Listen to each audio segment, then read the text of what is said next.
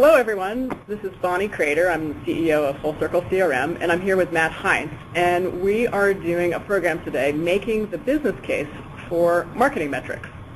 Of course, measuring your marketing is a hot topic these days, but in this webinar, we're going to consider why we actually want to do it. So let's talk a little bit about our agenda. We're going to do some introductions and then talk about the business case for marketing metrics. We'll give some examples of some key marketing metrics to track and some next steps. So our speakers today are myself and Matt Heinz. Matt, why don't you introduce yourself? I'm going to move to the next slide and so that you can describe what you do and your company, Heinz Marketing. Sure. Thanks, Bonnie. It's exciting to be here with you, and I appreciate you guys, setting this up. I think of us as sales pipeline people. We're a demand gen agency focused on lead generation, lead management, sales enablement. But it's all about sort of driving, volume, velocity, and conversion of sales pipelines. So, metrics is near and dear to our heart. It's something that we think is the beginning and end of marketing campaigns. You talk a lot about marketing and sales. Is it art or science? We think it's science at the beginning, science at the end, and a fair amount of science and art in the middle. And metrics are at the heart of making sure that works. I'm not saying this just because I'm on the webinar, but it's really refreshing to see what Full Circle is doing because it really sort of bridges the gap between what exists in most platforms today and is entirely inadequate as far as we're concerned in terms of measuring the efficacy of marketing programs and knowing what's working and what's not. Bridging that gap and helping you understand that, it provides a number of benefits. And so, we're going to walk through a number of those today, Bonnie, in the next few slides. Perfect. So, Matt is well known for his blog, Matt on Marketing. And Matt, how often do you blog on that blog post? Well, it's a group effort at this point, but we post every day now, 7 days a week. We've got a pretty robust schedule, and I know this isn't an event about content marketing, but we've been doing that for over 5 years, and it drives the majority of our sales pipeline. So, content marketing, it works if you invest in it. It's pretty cool. All right, everybody, Matt on Marketing, go find that and read that blog. It's a really great blog, by the way. I want to introduce myself. I'm Bonnie Crater. I'm CEO of Full Circle CRM. And what we do is we help companies like Intel and Level 3 and Riverbed accurately track and measure the impact of their marketing campaigns on important things like pipeline and revenue. And as you can see in this slide, on the left-hand side, you've got the popular marketing automation systems. On the right-hand side, you've got Salesforce. Our customers are marketing folks that live and use marketing automation systems, and their counterparts in sales all use Salesforce. And what we've found over the years is that in order to accurately measure and track the impact of marketing campaigns, we needed to build this application. That's why we built Full Circle, to link the marketing automation systems with Salesforce so you can get a real good picture of how your marketing campaigns are performing. What's working well, what's working badly. How should you optimize your budget around those marketing metrics? Yeah, I don't know if you've heard me sort of describe it this way, but I've known you for a while and sort of love what you guys are doing. And when people ask me about Full Circle, I say, listen, there's Salesforce.com is great for tracking campaigns if you're doing one campaign, ever. As soon as you add any complexity to your marketing, you've got multiple campaigns, you've got multiple touch points, it's broken. And so the way I usually describe Full Circle is they've completed building the reporting tools that Salesforce started and never finished. And so, being able to see that full circle, that full realm of reporting, looking at causality, looking at weighting, I can tell you, we've got, before Full Circle came around, we had all kinds of convoluted ways that we would attempt to try to, identify, what causality. And, we're going to walk through sort of reasons. To talk about sort of pain points. I've got scars from spending hours with spreadsheets and pivot tables trying to figure this out, only to have, sort of CFOs drive a Mack truck through my reasoning because it was hard for me to do it with the tools and the data that I had. So, tracking marketing metrics, there's overall metrics and there's sort of individual program metrics, but doing that at scale, doing that, in an integrated way is really difficult. And so, Yeah, I don't know if you had another more intro on this by than that, but I think I'd love to have you talk through some of the personal reasons, because I think those are some of the ones that I have the most scars from both our experience as well as stuff our clients are doing. Yeah, I agree with this. Some of the personal reasons are really pretty harsh because it all has to do with the way marketing is viewed in a lot of companies. So when I was at Oracle, this is an Oracle story. This was a long time ago. I started working there in the late 80s, and Oracle at the time was this super high-growth company, doubling year over year for 13 years, and was having fantastic success. And what we used to say at Oracle is development is king, salespeople are the necessary evil, and marketing, well, we're not really sure what they do. And this has been pervasive in a lot of large organizations where marketing is simply not appreciated, and largely because marketing can't describe what they do in a numerical way and the impact that marketing has on the company. So we really wanted to change that. Over time, my adventure with this was trying to do this sort of marketing, create these marketing metrics, and I had a spreadsheet, of course, that I worked with. I used to refer to it as my horrible spreadsheet, which was an extract of Salesforce data plus additional data I would type in every month. And I knew the information was never really correct, but it was kind of the best I could do. I was been a sort of frustrated marketing operations person for a very long time, whether I was working in marketing or whether I was running marketing. I always wanted these metrics, and I really couldn't get them because they just simply weren't available with the tools that were available to me. So did you have that sort of same experience, Matt?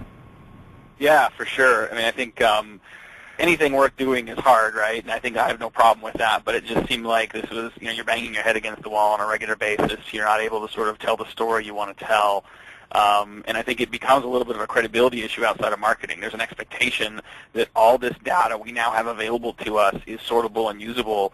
And so when you're not able to come back, to your peers, let alone your management team, and tell a really, comprehensive, precise, insightful story, people start to wonder if you're doing the right things. So it's I've seen this become a real stumbling block for people inside of organizations from a career advancement standpoint as well.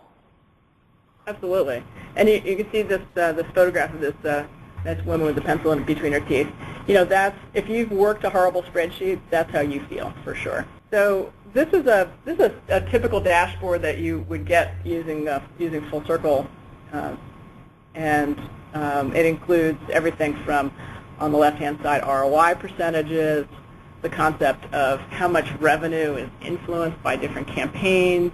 On the right-hand side, has volume information, how many responses by campaign, the number of opportunities generated, how many are in various stages in the funnel.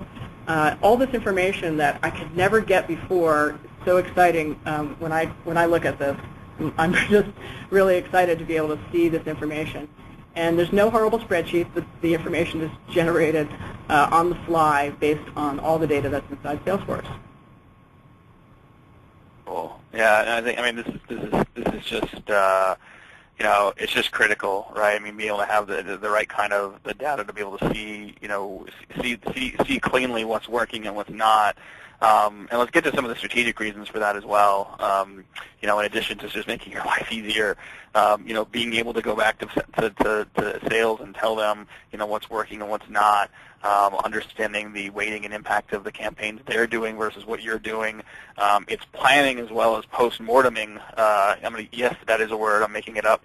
And being able to sort of just be far more precise in how you are managing the business and all the resources around you moving forward. Yeah, in many companies, the relationship between sales and marketing is it has tension because sales is working with the numbers, and the numbers are pretty accurate inside Salesforce based on what they're forecasting, and marketing's data doesn't match what's in Salesforce. And so it's really challenging for sales and marketing people to have a good conversation about what's working and what's not working. Oftentimes, those conversations end in with, your data's terrible. And, and so that's another reason that we're excited about Full Circle, because, gosh, you can actually have a genuine conversation between sales and marketing and really discuss meaningful activities that are actually driving revenue and ones that are not, and so you can decide what your plan is based on some data, which is awesome. So here's an actual example from the kind of data that you can get out of the offering. On the left-hand side, you have a chart which shows the number of marketing qualified leads by month. It starts January 2013 and goes through October 2013, and you have a record count. And highlighted in the red box, you have some columns that are going up between May and August. And then on the right-hand side is a chart which shows, for the same period, the sales accepted leads. So those are leads that have been accepted by sales. And what's odd, of course, in the red box is that the number of marketing qualified leads is going up, but the number of sales accepted leads is going down. So the question is, when you look at that, is, okay, what is going on in our sales and marketing handoff? And this sort of information can really drive a meaningful conversation between sales and marketing. Did the telesales guys change their strategy in terms of follow-up? Did everybody go on vacation during that period? What exactly happened during that period of time? Yeah, this is the kind of insight that if you don't have the level of precision, if you can't really dig in and see what's really working, this is where sales and marketing gets each other's throats. This is where marketing loses credibility because they're saying, "Oh, we're totally hitting our numbers. What's wrong with you?" And you think about, by the volume of conversations, those inefficient conversations that are just he said, she said that's happening in your organization. The soft cost of not having this data. I think if you could actually added up the amount of time people focus on arguing about this kind of stuff without precise data about what's really working and what's not, it's killing productivity in your organization. It's killing your ability to think about new ideas and try new initiatives and really sort of focus on growing the business. Exactly. Here's another great way to work with sales by understanding your marketing performance much better. So take a look at this chart. It has campaign types. You can see conferences, banner ads. There's an other category, webinars, sales outbound, and web. And then across the top, you can see some different categories. And what these are is the time in stage or velocity. So the first column is marketing qualified response to sales accepted response. Second column is sales accepted response to sales qualified response. And then the third column is sales qualified response to close. And you can see the time that's spent at each stage for each type of campaign. And notice the red box there. The average time is 8 days in the first stage, 2 in the second stage, and 7 in the third, for a total of 17 days. And this is quite useful to know how fast your leads are being processed and turning into deals. So if you know that if you've got a set of campaigns that can be run, and on average the deal closes in 17 days. If your sales team is having a challenging quarter, maybe perhaps running some of these webinars might make a lot of sense, rather than some of the other campaigns that take longer to close. So let's look at another way to help the sales team. Say you want to run a set of campaigns, and you're really looking to optimize response, not just responses, but the total conversion to deals. So you can see here, this is the same chart, except that instead of velocity, it's measuring conversion rates. So you have campaigns, banner ads, emails, inbound, webinar, and web, and then you have the different stages and conversion rates between stages. So inquiry to marketing qualified response, marketing qualified response to sales accepted response to sales qualified response, and then the last column before total is sales qualified response to 1. And you can see the conversion rates between each of these stages. And then the total conversion rate from inquiry to close is on that last column. And you can see that for inbound and web, they have quite high conversion rates of 7.5%, better than conferences, and that might be a surprise to this organization. So if you are looking to optimize around conversion rate, the inbound and web type campaigns would be the best to run. So, I mean, take that to the next level then, right? Let's talk about some of those other financial reasons. I mean, it's one thing to talk about, what's better alignment between sales and marketing, planning more effectively. It's interesting to talk about sort of, optimizing campaigns. But the opportunity is much bigger than that, right? I mean, if you're able to sort of really hone this in, we're not just talking about better sales and marketing. We're talking about better overall metrics for the business. We're talking about using marketing metrics to directly impact profitability and return for the business. Yeah, I mean, some of these changes that you can make based on this information can be really material to the to the company results, to company quarterly results, can impact stock price and so forth. So this is all important stuff. I wanted to go through a very specific example about how you could make some of these decisions based on how your company operates and what the return on investment is, how you spend your marketing budget, and then how you might readjust it to actually improve ROI. So this is kind of the way a CFO would look at marketing. So they're not looking at individual programs. Usually they're looking at, okay, and in this particular case, there's a company. The revenue is $2 million. Now, I know a lot of you out there probably run companies that are bigger than $2 million in revenue. So just add some zeros. So this is just good for easy math. But say $2 million in revenue, and then maybe $300K of that is spent on R&D, $300K on general administration types of expenses, and then usually in many software companies, for example, it's probably a software company model. About half the revenue is spent on sales and marketing. Usually sales is a little bit more than marketing, and so in this case, $400,000 of the budget is spent on marketing. Then there's a cost of goods sold, so usually that's maybe the cost of your services people or maybe some other service infrastructure, and then you have a profit of $200K.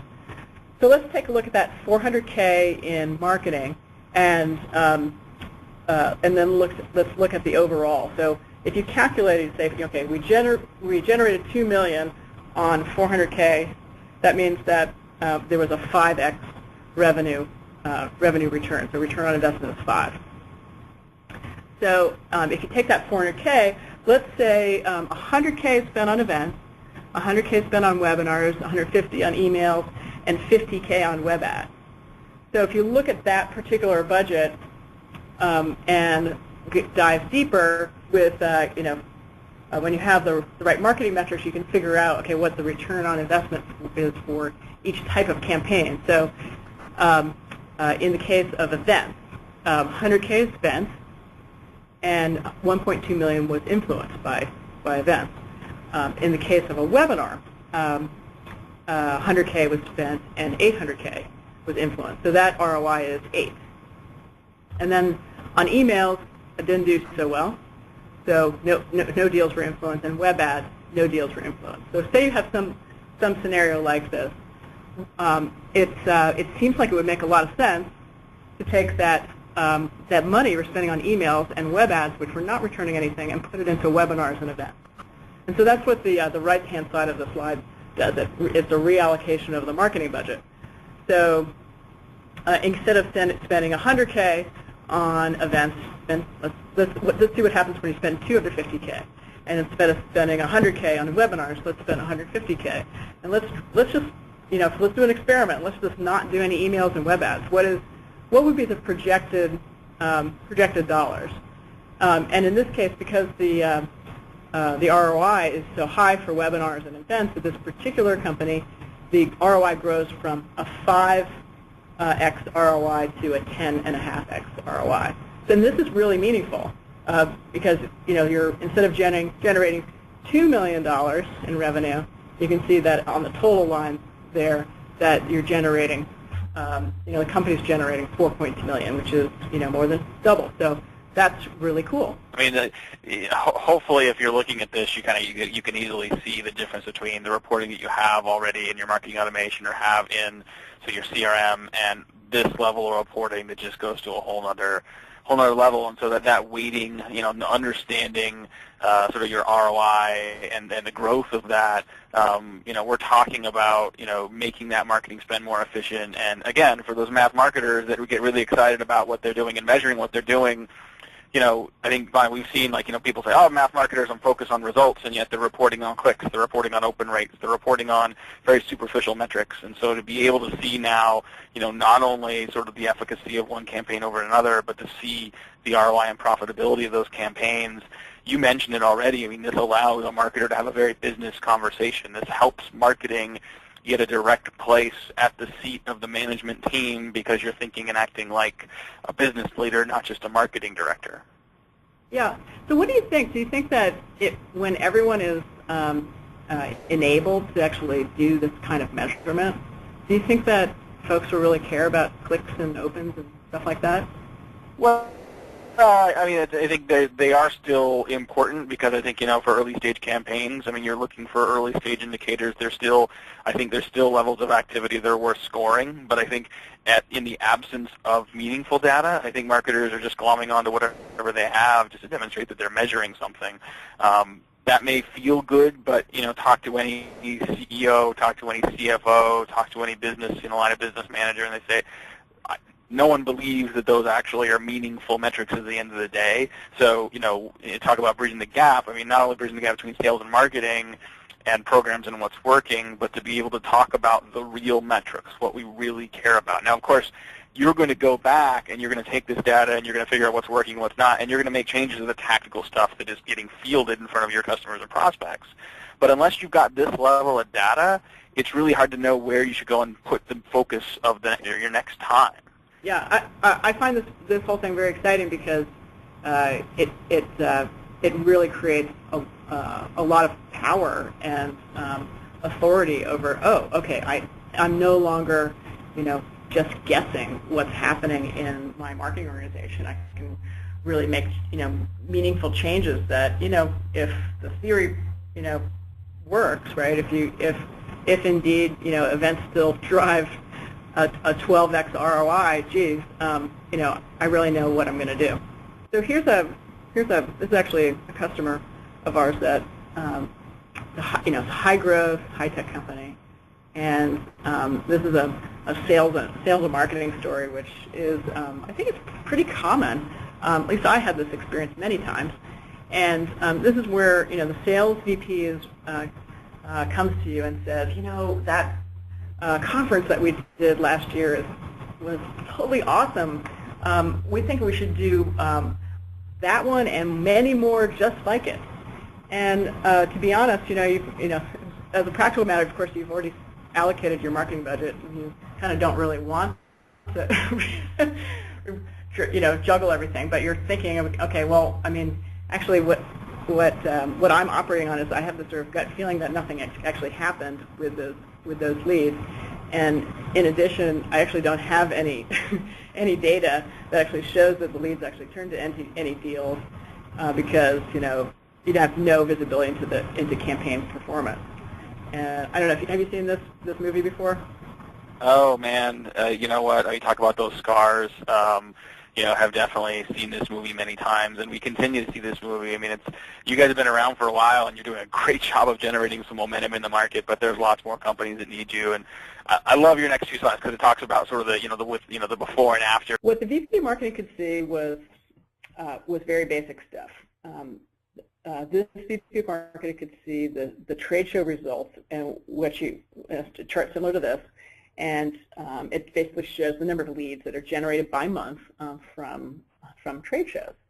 So she could only see the raw lead numbers, didn't have any insight into even the contact database inside Salesforce. Of course, Salesforce has leads and contacts, and this report here only showed what was happening with the leads. If a contact had actually attended the trade show, she couldn't actually see that number either. but didn't have any insight into whether any of these leads actually turned into deals. So at this particular company, after they started using Full Circle CRM, the marketing people were really shocked because they found out that they just simply didn't have the data. The salespeople turned out to be right, that conferences are actually good for their business, and that in fact they're some of the top campaigns that they're running. So in the top chart here, we've got how much revenue is influenced.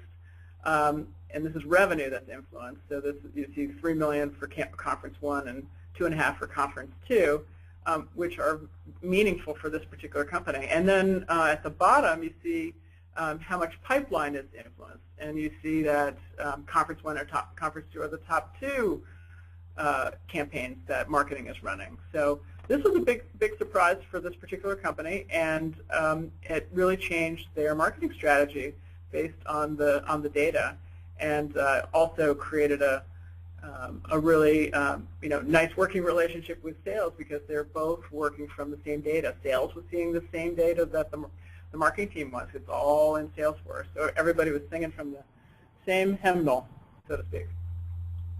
Oh, love singing from the same hymnal. So, with that in mind, I think, there's a lot of good stuff. I love the examples you've been able to share. I think, as we start to wrap this up, a couple questions. One is, what are some of the things that you recommend people track? There are 1,000 things that you could track, but what are some of the core things that you recommend people starting with? And then you wrap up and give some people some specific next steps of things to start getting ready and putting together to start making inroads here. That sounds great. So these are some of the things that a lot of our customers are excited about tracking. The first thing are funnel metrics. So when you have the right tools, you can track the volume of leads that are going through each stage of the funnel. So how many are inquiries, how are MQLs, how many are sales accepted, and so forth. And you can actually do this also and slice and dice it by period of time. So, last week, last year, this week, this quarter. So that's really interesting information. So volume. You can also track the velocity. Velocity is a great metric because if you can improve velocity, it really grows revenue quickly because you can close those deals faster. That was always a big emphasis for us when at lots of companies that I've worked at. How do we increase velocity? And then conversion rates. Really understanding what conversion rates are between stages, so that you can set a baseline and then try to work these particular metrics over time. So you can set a baseline at the beginning of the year and set goals for what you want those metrics to look like for your funnel towards the end of the year. So this is a great way to measure the impact of the overall marketing team. The second area that's of great interest right now is campaign influence.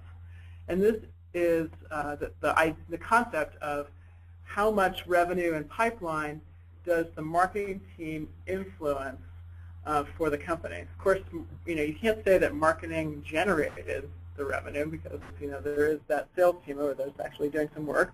But you can say that these campaigns influence the revenue. And so knowing which campaigns influence which kinds of revenue it's very, very meaningful and is a great way to show the impact of the entire marketing team on the company. Matt, bring it home for us. We've talked about a lot of detailed information, but what should people do in order to advance their companies by measuring their marketing? Yeah, I think there's 4 things. Just based on everything we've talked about so far, you certainly start with. First is, take a look at how you're currently tracking performance. Be very crisp internally, like declare, say, so sales and marketing reporting amnesty day, and say, listen, we know we're not reporting everything correctly, but here's the things that here's the gaps that we have. And get the key stakeholders sort of bought off and make sure they understand the outcome. I mean, feel free to use some of the stats and examples from this presentation. Show them the kind of data they can get, not only in terms of improving sales and marketing performance, but profitability, performance of the business overall. So that's one, is just kind of see where you're at. Two is start to put the idea, circulate the idea of getting these metrics in place. Find the people that are the decision makers in sales and marketing, get other people on your team engaged as well, and highly encourage you, whether you're using Salesforce, other CRM systems, make sure that it's the hub of all the data that you're tracking, and start to determine exactly what you're going to report on. As Bonnie showed in the slide before, think about exactly what you want to look at. Start working on what that should look like, what your performance measures, and what your benchmarks need to be. These are the kind of steps I think that will really help you get momentum inside the organization and help make it so that people start to really feel like they're missing something by not having this data. And Bonnie, you and I both know, if you're not looking at this level of precision and depth and insight, you're definitely missing out on some significant opportunities. Thank you, Matt, for joining us today here on our webinar. For our listeners and watchers, if you want more information about Full Circle CRM, see fullcirclecrm.com. If you want more information about Matt's company, Heinz Marketing, see heinzmarketing.com. And don't forget to check out Matt's blog, Matt on Marketing. And thanks, everybody, and thank you, Matt, for joining us.